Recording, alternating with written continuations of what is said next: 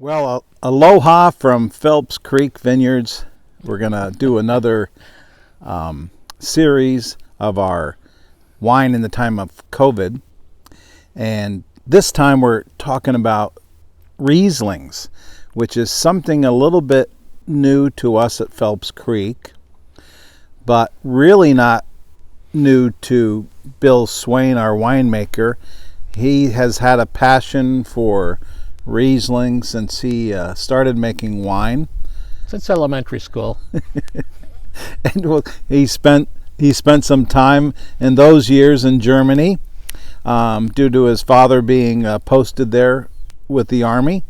And then when Bill came to the gorge, he planted a little bit of Riesling on Underwood Mountain, which is across the river in Washington. In fact, I can see it from here right now. We're down in the Homestead block, and we have been, dabbling in a little bit of alternative whites, things like Pinot Gris, Gewürztraminer, Sauvignon Blanc.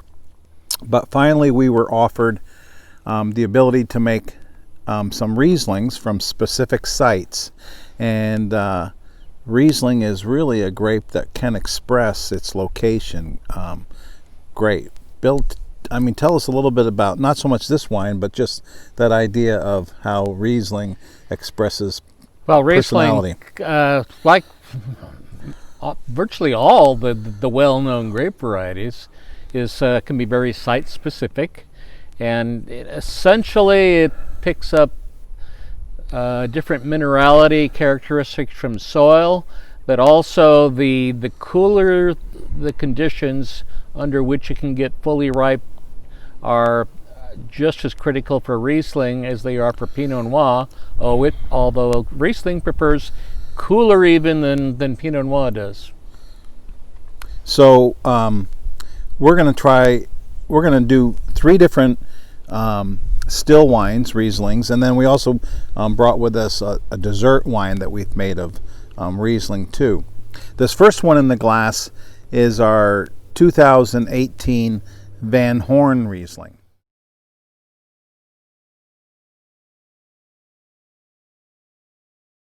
And this was grown on the other side of the Hood River Valley, almost directly to the east of us, really only about 3 miles away. And it's one of the drier in style of the Rieslings that we have here, but beautiful acid balance, and it was the first one we made. And what I think is really noticeable to me is how it really took to 1 year in the bottle and expressed itself even clearer. But Riesling is good picked young, just different and maybe better when it's picked more mature. Take a sip, Bill, and tell me what you're smelling there. This is Van Horn, 2018 Van Horn, that's right. And so this has been in the bottle for well over a year, and the bottle aging is starting to show on it. So, I could say, like I said, the flowers. Daphne is one of my favorite flowers. So but Daphne, honeysuckle, jasmine, there's certain similarities, but I can definitely get something along that line in here. So beyond the flowers, and I got that melon, there's something else really interesting in here, Bill. Well, I think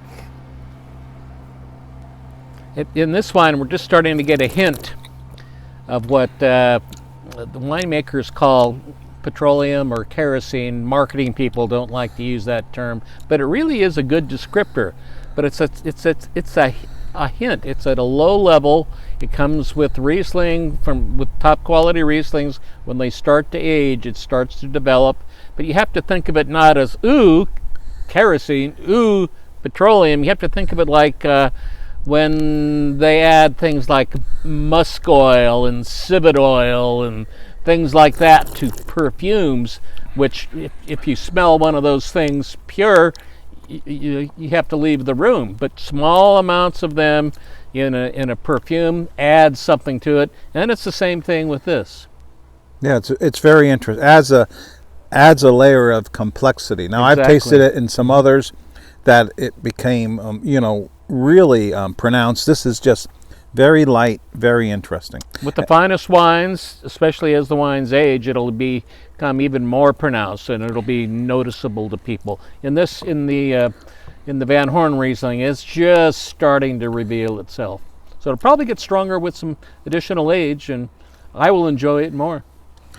Well, let's move on to the second wine here, and this is our Ziggler Riesling.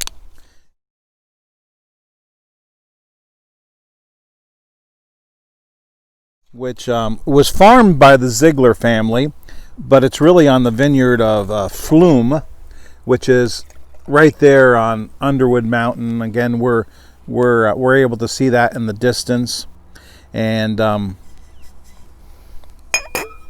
this is now 1 year. This is the 2019, so 1 year less than the bottle. It's very similar, but it has some... I think it's just more pronounced. Yeah. More floral even. Yeah. Than the Van Horn. And texturally larger, to me. Bigger mouthfeel. But really nice acidity. The first wine, the Van Horn, was at 10.9 alcohol. And this is, looks to me like 11.4. And so just slightly riper. Right. And maybe noticeable, I think, in the texture. But distinctively two different wines, which is really what's so neat about Riesling, is it almost compels you to want to bottle site by site. And there's certainly, we had our trip to the Mosel River region in the famous German Riesling area, and we were enthralled, I think, by all the different styles and aromas and characteristics of all different Rieslings from all up and down the Mosel River. It was just fascinating. Well, almost every producer that we visited, and we got these private tastings, I mean, they came out with 10, 12, 15 different Rieslings for us to try, and each one was distinct. It was really quite an experience to see that sort of expression. I'm ready to go back. Yeah. All right, now we're going to move on to what we're calling Underwood Mountain Riesling of 2008 of 2019.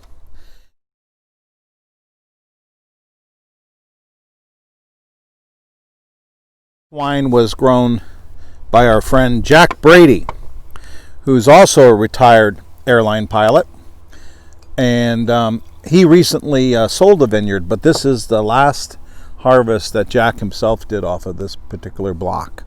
And we're going to continue getting grapes from there. Right, and we have that lined up. So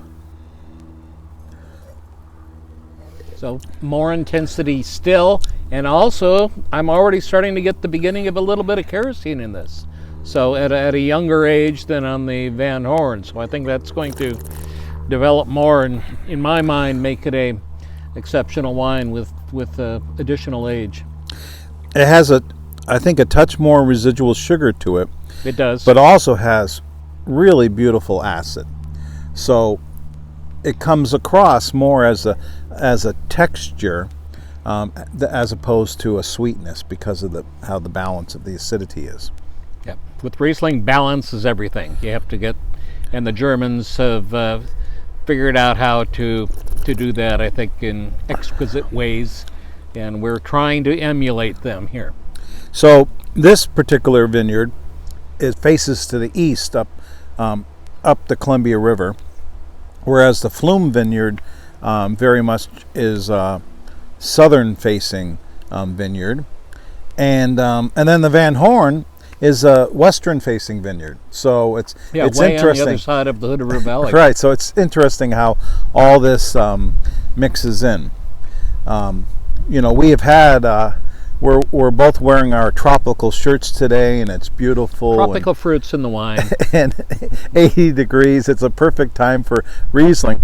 But already the weather here we are in August, and we had to put on a Pendleton blanket last night on the bed with the door open because it's really getting cool at night, and that's not something we normally experience until September. So I'm really excited about the potential of this year, because that cooling at night is what maintains acidity in the grapes, and that's the way we want to bring it into the wine. So we want to have ripe fruit flavors, but nice high acidity in the grapes. That makes the greatest wines, and right now we're on track for a beautiful year.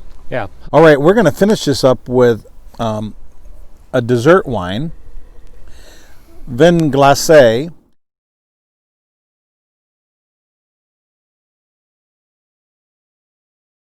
This is a dessert wine of Riesling, also 2018. Bill, tell us how we made this wine. Well, this is actually the same batch or the same harvest of Riesling from Van Horn that was the first wine that we tried. And what we did is we took, I don't recall how many was it, 2 tons? Think about that. 2 tons. We sent off to a commercial freezer to freeze really cold, like, minus 20 degrees Fahrenheit. So they were frozen hard marbles, and what we were trying to emulate is an ice wine. Now, we can't call it an ice wine because to be a true ice wine, it has the grapes have to freeze on the vine. So we switched it, and we picked the grapes, then sent them off and froze them off the vine. That's the main difference. And of course, it never gets cold enough. Well, it super rarely gets cold enough here. The grapes can freeze on the vine before they have problems and start to rot. But then when the grapes come back, we let them just start to thaw and then put them directly into our wine press. And when we press the wines, we leave behind frozen ice crystals, and the juice that comes out, instead of being maybe 22% sugar, it comes out at maybe 28% sugar. It's all concentrated because it's lost some of the water left behind as ice crystals, and it allows us to make this dessert wine when we ferment it. And it's just gorgeous. We think this is the perfect way to end like a meal with friends. We like to serve it with a cheese plate, especially with some blue cheese. Yeah, any of the blue cheeses works really. It really goes nice. And again, it's a wine that will age just beautifully. We have some of the first bottles we ever made of a faux ice wine, and they have just aged gorgeous over time. Some of them have started to turn amber in color, and that's just an indication of the aging, but not of how the wine is holding up.